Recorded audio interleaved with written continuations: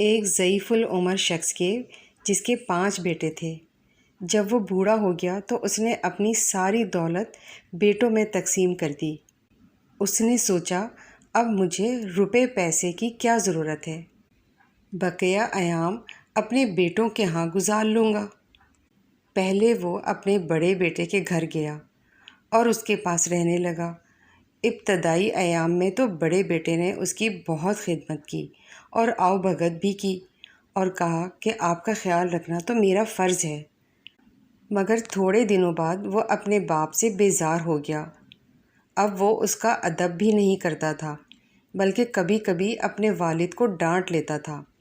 بوڑھے کو نہ وقت پر کھانا ملتا اور نہ کپڑا۔ آخر بوڑھا بھی اپنے بڑے بیٹے کے سلوک سے تنگ آ گیا اور دوسرے بیٹے کے پاس چلا گیا۔ وہاں بھی ابتدائی ایام اچھے گزرے۔ پھر منجلا بیٹا بھی بڑے کی طرح بیزار ہو گیا۔ اس کی بیوی تو اپنے سسر کے ساتھ بد زبانی بھی کرتی اور کہتی کہ ہم پہلے ہی مشکل سے گزر بسر کر رہے تھے، اب تم نے بھی آ کر اور بھی پریشان کر دیا ہے۔ بیچارہ بوڑھا جلد ہی وہاں سے بھی اکتا گیا۔ پھر منجلے بیٹے کے پاس گیا، مگر اس کے سلوک سے بھی پریشان ہو کر سب سے چھوٹے اور لاڈلے بیٹے کے پاس جا پہنچا اور وہاں بھی تنگ ہو کر نکلا۔ بیچارے کو کہیں چین نہ ملا۔ سارے بیٹے اپنے والد کو ساتھ رکھنے سے بچنا چاہتے تھے۔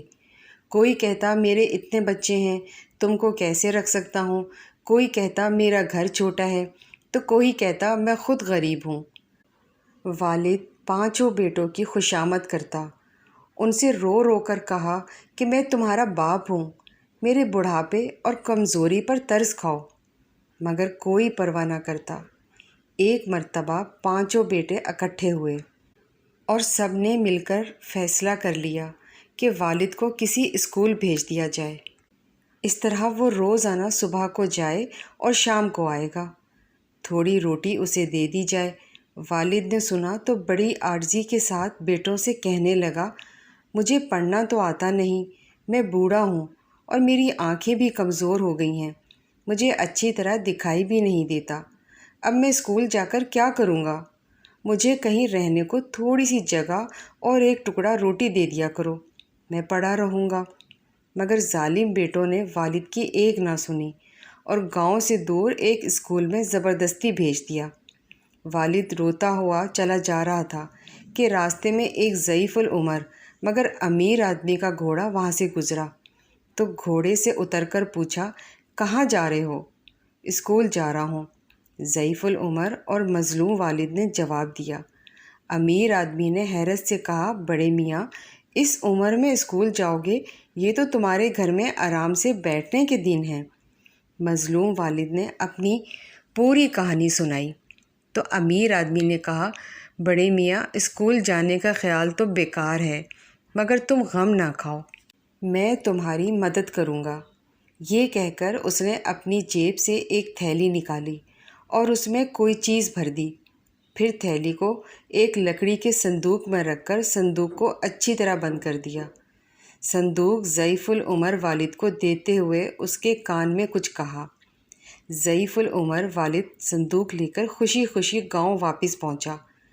اب بیٹوں نے جو دیکھا کہ والد ایک صندوق بغل میں دبائے چلا آ رہا ہے تو سمجھ گئے کہ اس میں ضرور کچھ دولت ہے۔ انہوں نے اپنے والد سے یہ نہ پوچھا کہ تم اسکول کیوں نہیں گئے، بلکہ سب خاطر تواضع میں لگ گئے۔ ہر ایک اسے اپنے گھر چلنے کو کہتا۔ پھر انہوں نے والد کو خوب کھانا کھلایا۔ کھانے پینے کے بعد بوڑھے نے کہا، میرے بچوں، اپنی جوانی میں میں نے کچھ دولت جمع کر کے جنگل میں دفن کر دی تھی، مجھے اس کا خیال بھی نہیں رہا۔ آج جو ادھر سے گزرا تو یاد آیا، زمین کھود دی تو صندوق جوں کا توں تھا۔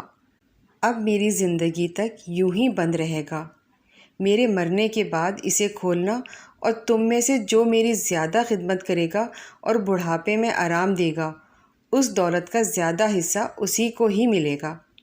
یہ سن کر 5 بیٹے آپس میں لڑنے لگے کہ ابا کو میں اپنے پاس رکھوں گا۔ اب بوڑھا جس بیٹے کے پاس بھی جاتا اس کی خوب آؤ بھگت ہوتی، سب اس کے کھانے، کپڑے اور آرام کا خیال رکھتے۔ اسی طرح بوڑھے کی زندگی مزے میں گزرنے لگی۔ بہت دنوں تک آرام سے زندگی گزارنے کے بعد بوڑھا مر گیا۔ پانچوں بیٹوں نے مل کر بڑے شان سے اس کو دفن کیا، شاندار فاتحہ کرائی، غریبوں کو خیرات دی، پھر سارے کاموں سے فارغ ہونے کے بعد صندوق کھولنے لگے۔ مگر صندوق کھولنے سے پہلے ہی پانچوں بھائیوں میں بحث و مباحثہ ہونے لگا۔ ہر ایک کہتا، میں نے ابا کی زیادہ خدمت کی ہے، اس لیے بڑا حصہ مجھے ملنا چاہیے۔ اور آخر میں یہ طے پایا کہ چاروں میں برابر تقسیم کر لیں گے۔ صندوق کھولا گیا تو اس سے بڑی خوبصورت ریشمی تھیلی نکلی جس کا منہ بند تھا۔ اس میں چھن چھن کی آوازیں آ رہی تھیں۔ بڑی بے صبری سے تھیلی کھولی اور فرش پر خالی کر دی، مگر کیا دیکھتے ہیں کہ اس میں سے کانچ کے چھوٹے چھوٹے ٹکڑے گر کر فرش پر پھیل گئے۔ اس پر پانچوں بیٹوں کو بہت غصہ آیا اور وہ آپس میں ہی لڑنے لگے۔ گاؤں کے دوسرے لوگ بھی یہ دیکھ کر خوب ہنسے اور ان نافرمان اولاد سے کہا، دیکھ لی اپنے بوڑھے باپ کی عقل، اسے اسکول بھیج رہے تھے نا تم سب، مگر اس نے اسکول گئے بغیر کیسا مزیدار سبق سکھایا ہے تم سب کو۔